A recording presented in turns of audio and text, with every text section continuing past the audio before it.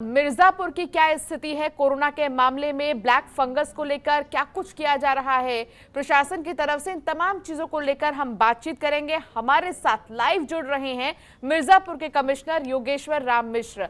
योगेश्वर राम मिश्र जी, आपका बहुत स्वागत है जनतंत्र टीवी पर। आपने अपना कीमती समय दिया, बहुत शुक्रिया सर। सबसे पहला सवाल यही है कि आखिर कोविड-19 को लेकर क्या तैयारी की जा रही है प्रशासन की तरफ से? देखिए, अभी तक जो हमारी स्थिति है पिछले 4-5 दिन से, वो स्थिति ये है कि हमारे मंडल के जो 3 जनपद हैं, भदोही, मिर्जापुर और सोनभद्र, यहाँ की अगर हम पूरी संख्या करें तो हम लोग 50 और 54 के आसपास आ गए हैं। तो पहली तो यह है कि ये द्वितीय जो लहर है हमारी, ये पूरी तरह से न्यूट्रलाइज हो जाए। तो इसके लिए हम लोगों ने, जब पीक का भी टाइम था उस समय भी ऑक्सीजन इस तरह से मैनेज किया था कि हमारे मंडल में ऑक्सीजन की कोई कमी नहीं हो पाई। जो बेड्स थे उनकी संख्या को भी लगभग 3 गुने तक बढ़ा लिया गया था। अब इस समय हमारा जो फोकस है वो मुख्य रूप से 2 चीजों पे है। एक तो निगरानी समितियों के माध्यम से गांव-गांव, मोहल्ले-मोहल्ले जा करके पूरी तरह से थारो टेस्टिंग कराना है। थारो टेस्टिंग कराया जा रहा है, तो जिनको अगर थोड़ा भी किसी तरह का लक्षण मिल रहा है तो उनको तत्काल हम दवाओं का वितरण करा रहे हैं, और जिसको हम आरआरटी टीम्स की माध्यम से उनकी मॉनिटरिंग करा रहे हैं। दूसरा हमारा यह है कि हम चिन्हित हमारे लोग हैं उनको वैक्सीनेशन का काम कराया जाए।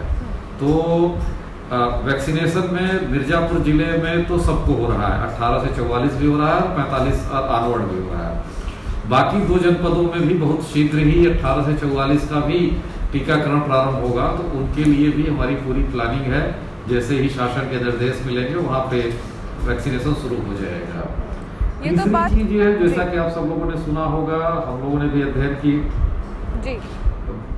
थर्ड वेव के बारे में कि संभावित अगर कोई थर्ड वेव हो तो उसके लिए किस तरह से, तो इसके बारे में ये आकलन लगाया गया कि इस प्रकार की जो लहर की संभावना होगी ये बच्चों के लिए ज्यादा घातक होगी, ऐसी संभावना की गई है। तो हर जनपद में कम से कम 50 एक्सक्लूसिव बेड्स हम बच्चों के लिए करेंगे, और सीएचसी पीएचसी तक उनका नेटवर्क इस तरह से बढ़ाएंगे कि अगर कोई दिक्कत होती है तो प्राथमिक स्वास्थ्य स्तर लेवल पर ही ऑक्सीजन और औषधियाँ प्रदान की जा सकें। तो अभी स्थिति पूरी तरह से नियंत्रण में है, और आगे के लिए भी हम लोगों की स्ट्रेटेजिक प्लानिंग है, अगर कोई ऐसी थर्ड वेव आती है तो उसका भी हम सामना कर सकेंगे। जी, उत्तर प्रदेश वैक्सीनेशन से लेकर अब कोरोना के मामलों में कहीं ना कहीं देखें तो एक राहत भरी सांस ले रहा है, लेकिन इन सब के बीच ब्लैक फंगस की अगर बात की जाए तो लगातार लोग डर रहे हैं ब्लैक फंगस को लेकर। पिछले साल हमने देखा था कोरोना को लेकर ज्यादा से ज्यादा पुलिसकर्मियों ने लोगों को जागरूक किया था, चाहे वो ट्रैफिक के बीच में हो, चाहे गलियों में जा जाकर हो। तो इस बार ब्लैक फंगस को लेकर सर मैं आपसे जानना चाहूंगी कि कैसे आप लोगों को जागरूक कर रहे हैं?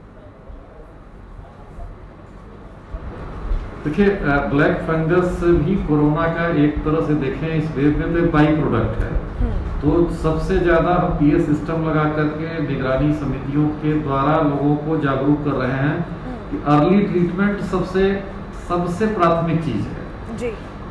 एकदम लापरवाही न करें। अगर कोई भी लक्षण आता है बुखार का, खांसी का या सामान्य, तो एक नॉर्मल जो इलाज का पद्धति है, जो हम दवा का किट दे रहे हैं, और उसमें डॉक्टरों ने, मेडिकल एक्सपर्ट्स ने भी कहा है कि कोई भी दवा ऐसी नहीं है जिसका कोई सीवियर या कोई इस प्रकार का क्रिटिकल साइड इफेक्ट हो, जैसे पैरासीटामॉल है या विटामिन है या जिंक है। इनके किसी प्रकार के तो तत्काल उनकी दवा शुरू कराएं। दूसरा, अगर आंख में, नाक में या दांत में किसी भी प्रकार की उनको दिक्कत लग रही है, नाक के द्वारा, दांत के द्वारा या आंख में, तो तत्काल जो भी ट्रीटमेंट है उनको एक्सपर्ट का उसे दिया जाए। हम लोगों के पास यहाँ पे मिर्जापुर से हमारे पास बनारस की कनेक्टिविटी है, वाराणसी जनपद काफ़ी नज़दीक है, तो वहाँ की भी जो मेडिकल टीम्स है, और वहाँ पर भी जो डेडिकेटेड डीआरडीओ का हॉस्पिटल बना है, वहाँ पर भी हम लोगों ने अपने मंडल के लिए एक्सेस कराया हुआ है। तो अगर ऐसी कोई, उदाहरणार्थ मैं बताऊँ कि एक केस भदोही में और मिर्जापुर में आया था, तो उनको हमने ट्रीटमेंट के लिए भेजा। आपके माध्यम से लोगों से ही अपील करूंगा, जो भी लोग इस चैनल को देख रहे हैं, आपके माध्यम से आप लोगों की ज़्यादा व्यूअरशिप है कि मास्क का लगाएं, सोशल डिस्टेंसिंग पूरी तरह से करें, और अभी ये ना समझ लें कि संख्या भले बहुत कम हो गई है, नगण्य हो गई है। अस्पतालों में बेड्स अब लगभग 80-90% से ज़्यादा खाली हो गए। तो इसका मतलब ये नहीं है कि ये खतरा खत्म हो गया है। ये एक अदृश्य शत्रु से लड़ाई है। इसमें जितना प्रिवेंशन करेंगे, जो prevention is better than cure, जो एक कहावत कही गई है, तो हमें प्रिवेंशन पे बहुत ज़्यादा ध्यान देना है। मास्क पे, घर की साफ सफाई, मोहल्लों की साफ सफाई और सोशल डिस्टेंसिंग, 2 गज की दूरी, मास्क है जरूरी, ये जो सूत्र है इस पे हमें निश्चित सबको लग करके इसका पालन करना है। बिल्कुल योगेश्वर जी, 31 मई तक उत्तर प्रदेश में लॉकडाउन है, लेकिन बावजूद इसके कई सारे ऐसे लोग हैं जो लॉकडाउन का उल्लंघन करते हैं, जो बाहर निकल रहे हैं। कई लोगों को बगैर मास्क के भी देखा गया है, आप ये हर दिन देखते होंगे। तो आप इन लोगों को कैसे कंट्रोल में लाते हैं? आप लोग के लिए कितनी बड़ी चुनौती होती है लोगों से लॉकडाउन का पालन करवाने में? देखिए, बड़ी चुनौती है ये। जी। बड़ी चुनौती का एक तो सोशल एस्पेक्ट है कि लोगों को स्वप्रेरणा से निकलना पड़ेगा। अगर आप ये समझें कि हर व्यक्ति के पीछे कोई राजकीय व्यक्ति लगाया जाएगा तो शायद संभव नहीं होगा। लोगों को एक तो अपनी सामाजिक दायित्व, सोशल कंसर्न दिखाना पड़ेगा। दूसरा, हम लोग इसके लिए पेनल प्रोविजन भी करते हैं। हमारे वरिष्ठ अधिकारी, हम लोग स्वतः चेक करते हैं जो ऐसे लगे कि रेगुलर बिल्कुल डिफॉल्टर्स हैं। आपको बताऊंगा तो आपको आश्चर्य होगा कि मिर्जापुर डिवीजन में हम लोगों ने लाखों रुपए की जुर्माने की धनराशि भी वसूल की है।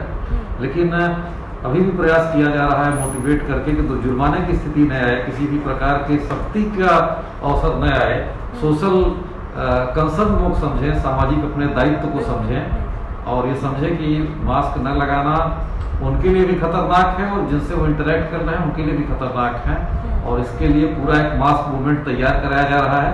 अच्छे परिणाम भी मिल रहे हैं, लेकिन अभी 100% अगर हम कहें तो उस प्रकार की सफलता नहीं है। और निरंतर हम लोग करेंगे, कोशिश करेंगे कि मास्क का और दूरी का पालन 100% कराया जाए। बिल्कुल योगेश्वर जी, एक ऐसी महामारी है जिसके रंग के बारे में किसी को नहीं पता और ना ही इसके रूप के बारे में किसी को जानकारी है, लेकिन बावजूद इसके आप फ्रंट लाइन वर्कर हैं और लगातार जो जिम्मेदारी है उसे निभा रहे हैं। पूरे ज़िले का जो भार है वो आपके कंधे पर है। लेकिन एक चीज़ मैं आपसे जानना चाहूँगी, सबसे ज़्यादा चुनौती कहाँ पर आपको आती है, ग्रामीण क्षेत्रों में या शहरी क्षेत्रों में, लोगों को समझाने में कोरोना को लेकर? देखिए, जो बहुत मैं साफ तरीके से बताऊं अपने अनुभव से, तो ये चुनौती शहर और देहात दोनों जगह बराबर आई। पहले ये धारणा थी कि शहर के लोग बहुत ज़्यादा मर्यादित आचरण करते हैं, लेकिन ऐसा नहीं है। तो जो ट्रेंड है बाई एंड लार्ज मास्क लगाने वालों का या न लगाने वालों का, तो लगभग एक जैसा है। शहर में जो कि कंजेशन ज़्यादा होता है, एरिया कम होता है, तो बड़ा बिगर चैलेंज है। गांव का क्षेत्रफल ज़्यादा है, गांव का क्षेत्रफल ज़्यादा है, तो उसके हिसाब से जो चुनौती गांव में है उससे कहीं ज़्यादा चुनौती हमको शहर में होती है। तो अगर मैं एक इसके बारे में एक कंक्लूडिंग रिमार्क देना चाहूँ तो मास्क की जो दिक्कत है या मास्क को लेकर के जो लोगों में लापरवाही है वो शहर और देहात में लगभग एक जैसी है। योगेश्वर जी, कालाबाजारी के मामले भी बहुत ज़्यादा आते हैं सामने, जिसको लेकर आपने कई कार्रवाई भी की होंगी, कई लोगों को आपने पकड़ा भी होगा। लेकिन इसको लगाम में लगाने के लिए क्या कुछ किया जा रहा है? क्या टीमें बनाई गई हैं ताकि इस बारे में हम जान पाएँ कि हाँ यहाँ कालाबाजारी हो रही है? इसको लेकर कैसे सतर्क है प्रशासन? देखिए, इसके लिए 2 चीज़ें हम लोगों के पास जो अपने यहाँ के उदाहरण आए, मैं अपने मंडल के उदाहरण बताऊंगा कि शुरू में 1-2 स्थलों पे ऑक्सीजन की इस तरह से प्रकरण आए थे। उस पर हम लोगों ने अरेस्ट भी कराया, मुकदमा भी कराया। दूसरा, हर जनपद में हमारे पास इंटीग्रेटेड कमांड सेंटर है, ICC है, तो कोविड कंट्रोल के लिए है, जिसमें 10-11 लाइनें हमारी राउंड द क्लॉक हैं। और उसको हम लोगों ने भी कर रखा है कि कोई भी शिकायत हो, कोई भी सूचना हो तो उसको दें। तो वो बड़ा महत्वपूर्ण टूल रहा है। और कहीं पे अगर ओवरचार्जिंग की बात आई है, 2-3 जगहों पे अस्पतालों से भी, प्राइवेट अस्पतालों से भी ओवर रेटिंग की बात आई थी, तो उनका हम लोगों ने मर्यादित कराया, बिल मर्यादित कराया। 1-2 जगहों पे जहाँ ज़्यादा पैसा ले लिया था उनको वापस भी कराया गया। तो ये सतर्कता ही है, सतर्कता सबको रखनी है। और हम लोगों ने प्रचार प्रसार के माध्यम से, समाचार तंत्र के माध्यम से नंबरों को प्रकाशित कराया है रोज हमारे डिस्ट्रिक्ट मजिस्ट्रेट, सुपरिटेंडेंट पुलिस और सीएमओ कम से कम 2 बार कोविड कमांड कंट्रोल रूम में खुद जाते हैं। मैं स्वतः लगभग 1 कमांड सेंटर प्रतिदिन अपने 3 जनपदों में जरूर जा करके देखता हूँ, लोगों से भी बात करता हूँ, जनप्रतिनिधियों से भी हमारा संवाद बना हुआ है, उनको भी सारी लिस्ट दी गई हैं। तो एक मिला जुला प्रयास है, संकट के समय में सबको मिल करके इन सारी अगर कहीं पे शिकायतें आती हैं तो उनका सामना करना पड़ेगा। बिल्कुल, संकट में सबको मिल करके सामना करना पड़ेगा। लेकिन एक चीज़ और भी है कि वैक्सीन को लेकर अब भी कई सारे ऐसे लोग हैं जो जागरूक नहीं है, वैक्सीन को अलग नज़रिए से लोग देख रहे हैं, क्योंकि जो उसके कुछ छोटे मोटे सिम्टम्स हैं वो लोगों को डरा दे रहे हैं। तो ऐसे में वैक्सीन को लेकर आप कैसे जागरूक कर रहे हैं? वैक्सीनेशन केंद्रों पर आप कैसे जो शांति व्यवस्था है उसे बनाए रख रहे हैं? देखिए, वैक्सीनेशन में हमने जो देखा कि जो 18 से 44 में जो मिर्जापुर जनपद में स्वीकृत हुआ है, वहाँ युवाओं में बड़ा उत्साह है, बहुत उत्साह है। लेकिन जो हमारे रिमोट एरियाज हैं, कुछ हमारे जो वनवासी क्षेत्र हैं सोनभद्र जनपद के, वहाँ पे निश्चित रूप से कुछ रेजिस्टेंस है। तो उसके लिए सीनियर ऑफिसर जा रहे हैं और उनके लिए एक 2-3 फोल्ड हम लोगों ने कार्यवाही कल से शुरू की है। एक तो जितने भी ब्लॉक हैं वहाँ हमारे सभी जगह पे नवनिर्वाचित प्रधान जी लोग हो गए हैं, तो डिस्ट्रिक्ट मजिस्ट्रेट हर ब्लॉक में जाकर के सभी माननीय नवनिर्वाचित प्रधानों से बात कर रहे हैं और उनको आगे ले आ रहे हैं। और 15-15, 20-20 गाँव के क्लस्टर बना करके लोग जा रहे हैं, महिलाओं को भी लेकर के जा रहे हैं, ऐसे लोगों को भी लेकर के जा रहे हैं जिन्होंने टीकाकरण करा रखा है।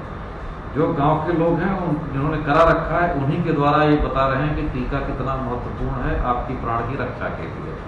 तो 2 दिन में एक अच्छा ब्रेक थ्रू मिला है। हमारा जितना अपेक्षित स्तर है वहां तक तो अभी नहीं पहुंचे हैं सोनभद्र जनपद में, बाकी जिलों पे तो इतनी दिक्कत नहीं है। लेकिन जिस तरह से प्रोग्रेस हो रही है और हमारा ग्राफ ऊपर की तरफ बढ़ रहा है संख्या में, तो मुझे पूरा विश्वास है कि 2-3 दिन के अंतर्गत आ जाएगा। और इसकी हमने बूथ लेवल की स्ट्रेटजी उसी तरह से बनाई है, जैसे अगर आपको याद हो कि पल्स पोलियो के वैक्सीनेशन में हम लोगों ने किया था, उस समय भी बड़ा रेजिस्टेंस हुआ था, उस समय बहुत रेजिस्टेंस हुआ था। लेकिन धीरे धीरे जब लोगों को पता चल गया कि उनके बच्चे के प्राण के लिए जरूरी है और धीरे धीरे सारी भ्रांतियाँ खत्म हो गई, तो ये टीकाकरण भी चूँकि एकदम इनिशियल है, ये बीमारी एकाएक इस तरह से आई है, इसका टीका भी पहले से प्रचलन में नहीं रहा, तो निश्चित रूप से शुरुआती जो टीथिंग प्रॉब्लम कहते हैं वो रही है, अभी भी थोड़ी बहुत कुछ रिमोट एरियाज में है। और मुझे पूरा विश्वास है कि ये भी एक समन्वित प्रयास से ये दिक्कत भी दूर हो जाएगी।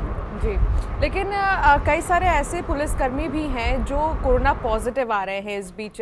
तो ऐसे में मिर्ज़ापुर में जितने भी पुलिसकर्मी पॉजिटिव आए हैं, कैसे आपने बाकी पुलिसकर्मियों का हौसला बुलंद किया है, कैसे उन्हें एक साथ बांध कर रखा, ये भी मैं आपसे जानना चाहूँगी। देखिए, केवल पुलिसकर्मी ही नहीं, हमारे फ्रंट लाइन वर्कर्स, चाहे सफाई कर्मी रहे हों, चाहे वो लैब टेक्नीशियंस रहे हों, इवन डॉक्टर्स रहे हों, रेवेन्यू विभाग के, पंचायत के, सब में कहीं ना कहीं पॉजिटिविटी आई थी। तो पुलिस के लिए हम लोगों ने एक्सक्लूसिव पुलिस लाइन में जाकर के उनकी स्पेशल चेकिंग कराई, उनकी पॉजिटिविटी जिनको आया गया उनको फ्री मेडिसिन किट हम लोगों ने वितरण कराई, उनको जो शासन के द्वारा अनुमन्य अवकाश है जो चीज़ें हैं कराया गया। और हम लोगों को कुछ इसमें लाइव क्लास भी हुआ है।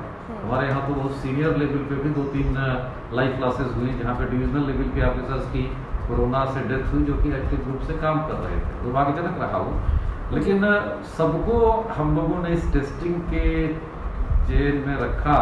और जो 3T फार्मूला है कि पहले टेस्ट करिए, ट्रेस करिए, टेस्ट करिए, फिर ट्रीट करिए, तो जो फार्मूला 3T है वो हम जो जन सामान्य के लिए अप्लाई कर रहे हैं, वही फार्मूला हमारा सबके लिए है। ट्रीटमेंट किया जाए उनका, पहले टेस्ट किया जाए, उनको पहले ट्रैक किया जाए, टेस्ट किया जाए, फिर उनका ट्रीटमेंट किया जाए। चलिए, बहुत शुक्रिया योगेश्वर जी, आपने अपना कीमती समय दिया, आपने हमसे बातचीत की और साथ ही अपना जो एक्सपीरियंस है उसे भी शेयर किया। बहुत शुक्रिया इस तमाम बातचीत के लिए।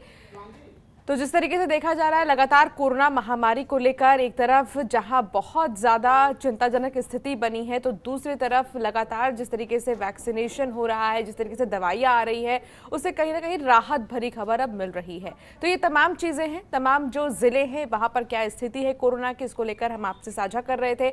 इसके अलावा जो प्रोटोकॉल्स है कोरोना के, साफ तौर पर उन्हें बोला गया है कि ध्यान दिया जाए, उन चीज़ों पर ध्यान दिया जाए।